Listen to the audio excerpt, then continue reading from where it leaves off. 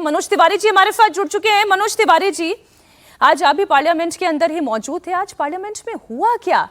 ये क्या हाथ में सॉफ्ट टॉय लेकर, बंदर लेकर और फिर जैसे एक मदारी नाच नचाता है, ठीक वैसे ही नाच नचाते हुए यहां पर दिखाई दिए हैं।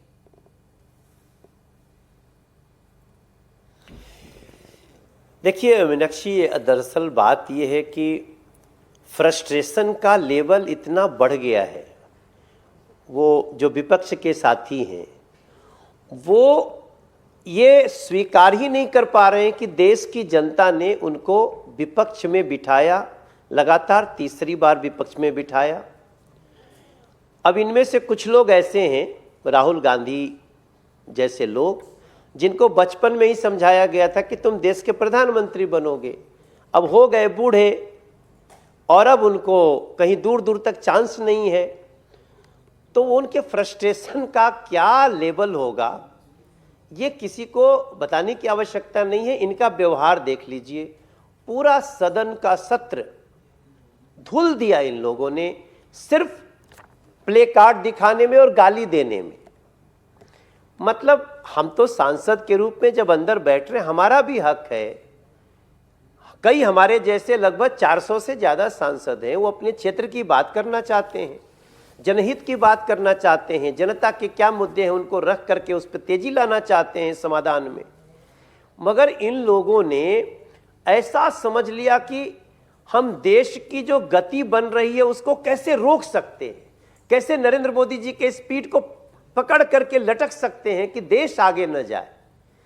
इन्हीं सारे इनके जो मंसूबे हैं वो दिख रहा है सदन में। इसलिए मेरा ये मानना है कि देश जो कुछ देख रहा है उसके आधार पर निर्णय ले रहा है, मगर ऐसी अभद्रता, ऐसी अमर्यादा, इस लेवल का कुंठा उनके मन में आ गया है। जो प्ले कार्ड लेके आ रहे हैं उस पर भी चर्चा नहीं करते। जबकि हमारे किरण रिजिजू जी अभी जैसे बात कर रहे थे, किरण रिजिजू जी रोज आपके हर विषय पे हम चर्चा करने को तैयार हैं, ये बोल करके ही बैठते हैं। बिजनेस एडवाइजरी में बोलते हैं, वहां भी बात करने के बाद यहां पलट जाना। तो मैं समझता हूं अमित शाह जी ने जो भी एक पत्र लिखा है, आप वो पत्र ही इन लोगों का पूरा पर्दाफाश करता है, इनका असली मंसूबा, षड्यंत्र बताता है कि ये हल्ला करके सदन को बाधित करना ही इनका उद्देश्य है। इनका बस चले तो ये बिल भी ना पास होने दे। मैं मनोज जी इसलिए ये समझना चाह रही हूं कि विपक्ष की असली दिक्कत क्या है, क्योंकि ये जो तस्वीर थी ये वाकई में बड़ी अभद्र सी तस्वीर थी। पार्लियामेंटेरियंस ऐसा करेंगे ऐसा हम सोच भी नहीं सकते थे। तो असली मंशा क्या है? क्या ये लड़ाई बड़ी व्यक्तिगत हो गई है? ये कुछ व्यक्तिगत नहीं है, ये देश की जनता को गाली दे रहे हैं। आप सोचिए, कोई भी राजनीतिक पार्टी जिसको जनता हराती है वो उसको कहता है ना कि भाई हम जनादेश को स्वीकार करते हैं, लेकिन वो चुनी हुई सरकार को अपमानित करे, अमर्यादित शब्द बोले, गालियां दे, संसद न चलने दे, बाहर आकर के गाली दे, अंदर गाली दे। तो गाली तो मूलतः जिन्होंने चुना है उनको दे रहे हैं। और किस तरह से कभी छात्रों को उनको भड़काना है। अपने जो रूल्ड स्टेट है, राहुल गांधी जी के रूल्ड स्टेट है, उसमें तो छात्रों की पिटाई करवानी है, बर्बरता दिखानी है, हैवानियत दिखाना है। तो ये कोई एक व्यक्ति से नहीं, ये सीधे सीधे देश के लोकतंत्र को गाली दे रहे हैं। ये लोग देश की जनता को गाली दे रहे हैं। वरना जो भी व्यक्ति जनहित को मानता है, जनादेश को मानता है, वो इंतजार करेगा 5 साल बाद तुम्हारी अपनी अच्छाई बता करके सरकार में आ जाना। लेकिन जनता पे विश्वास हो तब तो। अब तो इनकी दूर दूर तक कहीं भी सरकार में आने का कोई चांस नहीं है। इसलिए ये फ्रस्ट्रेशन दिख रहा है। ये अब सर पे, ये अपने दीवार पे अपने सर मार रहे हैं, ऐसी ऐसी साजिश कर रहे हैं। लेकिन आज बड़ी दुख के साथ में बोलूंगा कि हमारा भी तो अधिकार है, हम भी एक सांसद हैं, हम अपनी नॉर्थ ईस्ट दिल्ली की बातें रखना चाहते हैं, हम कई समस्याओं को लाना चाहते हैं, हम देश में घूमते रहते हैं मीनाक्षी, जब कुछ लोग हमको बोलते हैं कि भाई साहब ये मुद्दा आना चाहिए, हम वो सदन में रखना चाहते हैं 0 आवर में, सब कुछ धो दे रहे हो सिर्फ अपनी जिद में कि देश की जनता ने आपको नकार दिया। तो मैं आज भी जो अभद्रता इन्होंने अभी आपने जो टीवी पे सुनाया, आप सोचिए, इसके बावजूद भी अमित शाह जी कहते हैं आप बहस शुरू करो, मैं बैठूंगा, अंत में आप जवाब दूंगा। लेकिन इनको जवाब जब सुनेंगे तो सारा भेद खुल जाएगा ना कि सच्चाई क्या है। इनका रिंग मास्टर आपको क्या लगता है विपक्ष का? मनोज जी, विपक्ष का रिंग मास्टर या यूं कहें आज के इस पूरे एक्ट का मदारी कौन है? राहुल गांधी हैं।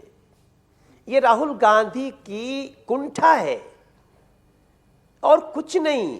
राहुल गांधी को इतना भी नहीं शर्म बची है कि संवैधानिक पदों पे बैठे हुए लोगों को तो गाली मत दिलवाओ। आप सदन में, आप जानती हैं इस बार जब एक आपने बताया ना कि पेपर लीक पे जो हम लोग अनुचित साधन अपनाने पे जो कड़ा कानून बना, उसमें राहुल गांधी जी भाषण देते हुए गाली गलौज किए, उसको स्पंज करना पड़ा लोकसभा स्पीकर को।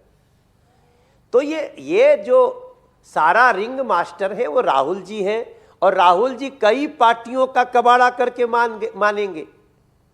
राहुल जी के चक्कर में अखिलेश यादव जी का जो कबाड़ा होने वाला है वो भी आप उत्तर प्रदेश में देखिएगा, क्योंकि जनता सब कुछ देख रही है, ये पब्लिक सब जान रही है। और देश हित में, जनहित में संसद जो नहीं चलने दे तो फिर देशहित कैसा, जनहित कैसा? लेकिन मनोज जी, आप जैसे राहुल गांधी की जिद कह रहे हैं ना, राहुल गांधी जी को देश जवाब दे। मनोज जी, आप जैसे राहुल गांधी की जिद कह रहे हैं, विपक्ष ये कह रहा है कि दरअसल खुद गृह मंत्री अमित शाह चर्चा में भाग नहीं लेना चाहते थे, इसलिए वो पार्लियामेंट तो आ रहे थे, अपने चैम्बर में भी जा रहे थे, लेकिन वो सदन के अंदर चर्चा में शामिल नहीं हो रहे थे। एकदम आखिरी दिन में उन्होंने प्रस्ताव दिया, तब तक तो वक्त बीत चुका था। देखिए, मैं एक शब्द प्रयोग करूंगा इन मूर्खों को, ये जो ये बात कह रहे हैं इन मूर्खों को, कि लोकतंत्र की एक परंपरा है, जब चर्चा होगी तभी तो संबंधित मंत्री रहेगा। अब शिक्षा की चर्चा हो रही है, तुम कहोगे गृह मंत्री बैठे, ये कहां से मूर्खता लेके आ रहे हो? ये कहां से माननीय कहलाने लायक लोग हैं? और हर दिन अमित शाह जी हर दिन सदन आकर के बैठ रहे, चर्चा होगी तभी तो बैठेंगे। उन्होंने तो पत्र तक लिख के दे दिया कि आप चर्चा कराइए, हम बैठेंगे। लेकिन चर्चा स्वास्थ्य की हो और कहोगे कि गृह मंत्री बैठे, इस मूर्खता का कोई और छोर है मीनाक्षी? हमको तो समझ में नहीं आया। सर, मॉनसून सत्र तो पूरा वॉश आउट हो चुका है, उम्मीद है कि शीतकालीन सत्र तक कुछ तो बात बन जाए कि हमें भी एक चर्चा सुनने का अवसर मिले। बहुत शुक्रिया मनोज जी हमारे साथ जुड़ने के लिए और इस चर्चा में भाग लेने के लिए।